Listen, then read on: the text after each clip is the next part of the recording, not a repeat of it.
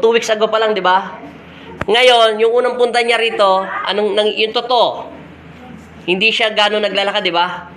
Hirap na hirap.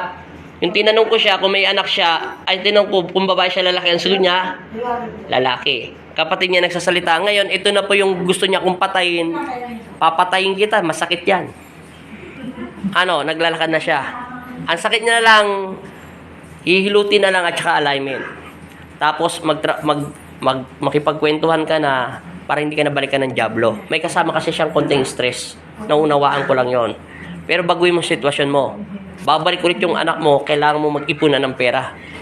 Mamaya, chubby-chubby siya, malakas siya kumain. Mamulubi ka. Pambili ng gatas. Okay na? Walang sana. Maghari nawa. Sige, salamat. At least magaling ka na. Pero hindi mo na ako papatayin. Hindi naman. Sige na. Salamat.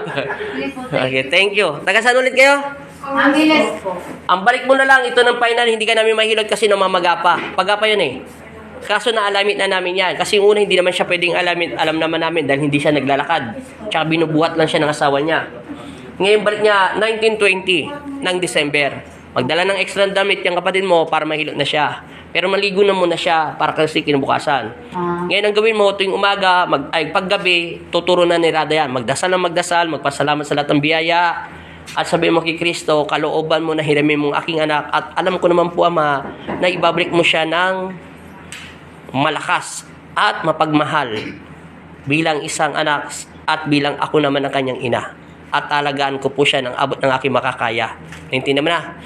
Yun lang. Sabihin mo kay Kristo, kailangan ko po kayo, kailangan ko rin po ang lakas na ibinibigay niyo sa akin at ganoon din sa aking asawa. At bigyan niyo po kami ng makakasama para mapagkabuo ang aking pagkababae at aking pagkatao. Yun lang. Maraming salamat. Huwag mo na akong papatay na. Okay, salamat. Bye-bye.